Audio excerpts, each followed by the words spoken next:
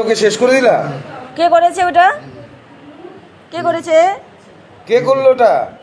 আমি হ্যাঁ, আমি করেছি। কতখানি পেট্রোল কিনেছো? কতটুকুন পেট্রোল নিয়েছো? জানি না কতটা ছিল, হ্যাঁ, কতটা ছিল জানি না। কেন করলে এরকম? অসভ্য চ্যাংড়া। কোচবিহারের নার্সের রহস্য মৃত্যু, স্বামীর বিরুদ্ধে খুনের অভিযোগ পরিবারের। কোচবিহার এমজেএন মেডিকেল কলেজ ও হাসপাতালে মাতৃমা বিভাগের এক নার্সের মৃত্যুকে ঘিরে চাঞ্চল্য ছড়ালো কোচবিহার শহরে।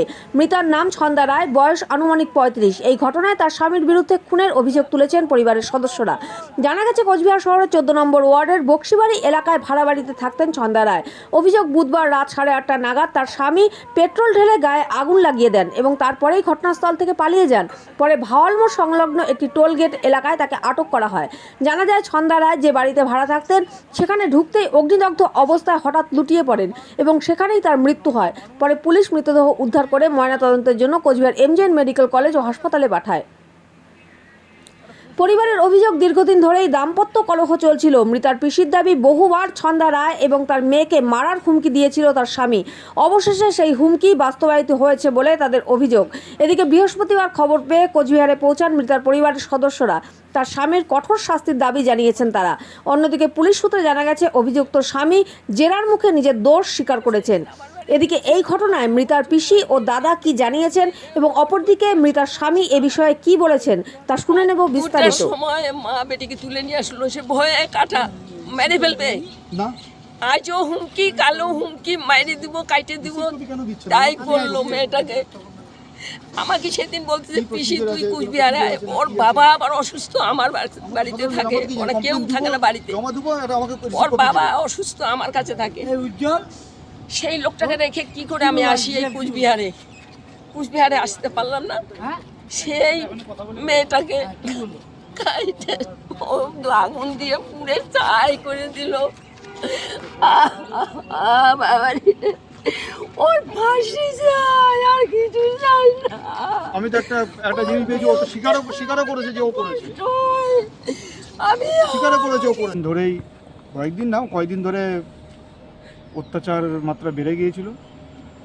আর অত্যাচার তো অনেক বছর ধরেই চলছে, ঠিক আছে, যেটাকে ডোমেস্টিক ভায়োলেন্স বলি আমরা। তো বোন সেটাকে সহ্য করে এসছে।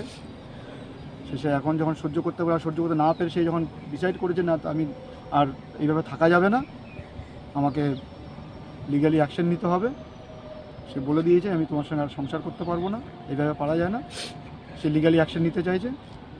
লিগ্যালি অ্যাকশন নিতে গিয়ে সে বলেছে, আমাকে ছেড়ে দিলে তোকে ছাড়বো না। সে তখন তাকে কালকে বিকেলেও আমার সঙ্গে ফোনে কথা হয়েছে। তারপরে সন্ধ্যাবেলা আমার কাছে ফোন আসে, মোটামুটি রাত 9:30 নাগাদ। আমার বোনের এক কলিগ ফোন করেছিল, বললো এই ব্যাপার, এই ঘটনা ঘটেছে। মোটামুটি যা হয়, ওর ডিউটি বোধহয় 8টা অবধি ছিল। 8টার পরে ফিরেছে, ঠিক আছে, যে বাড়িতে ভাড়া থাকতো।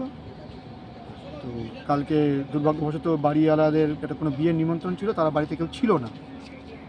তো যখন ও যেটা যতটুকু যা জানতে পেরেছি, সত্যি আমি তো এখন তো অতটা পুরো জানতে পারিনি,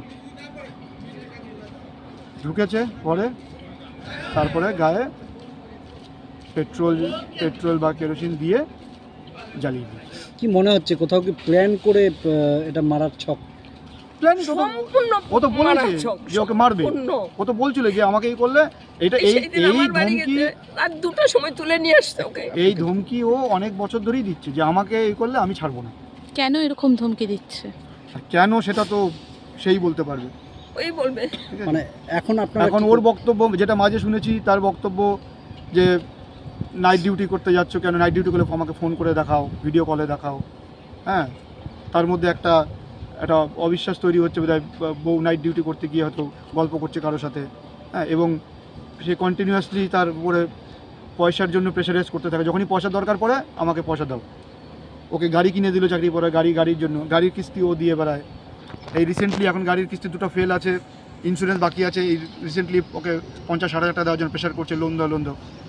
বোন যখন ডিনাই করেছে, না এইভাবে তো চলা যাবে না সংসারে, নিজের মেয়ের স্কুল আছে, হ্যাঁ না এইসব করার জন্য, সেখান থেকে ও ডিসাইড তখন থেকে বলছে, যবে থেকে বোন ওর সঙ্গে যোগাযোগ করা বাদ দিয়ে দিচ্ছে, মানে ওর ফোন ধরার না করে দিয়েছি যে আমি তোমার ফোনটা ধরবো না, আমি যা করার এবার আমি করতে।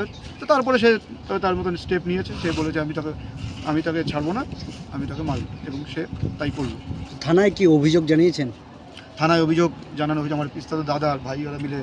আমি এখনও থানায় রিসিভ কপি পাইনি। এটাও আমার একটা প্রশ্ন আপনাদের মাধ্যমে বলতে চাই যে থানায় আমি যে জানতে পারলাম যে আমার পিস্তাদ দাদা আমার ভাই মিলে থানায় কমপ্লেনটা দিয়েছে, কিন্তু থানা এখনও রিসিভ কপি দেয়নি, বলছে কালকে দেবেন।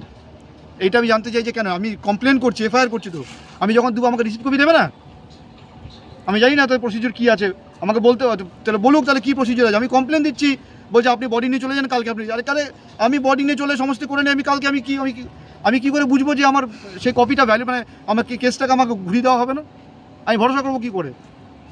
আমি কমপ্লেন দিচ্ছি, সঙ্গে সঙ্গে আমাকে রিসিভ কপি দেবে না? আমি জানি না প্রসিডিউর কী আছে থানা। আমরা ওর চাই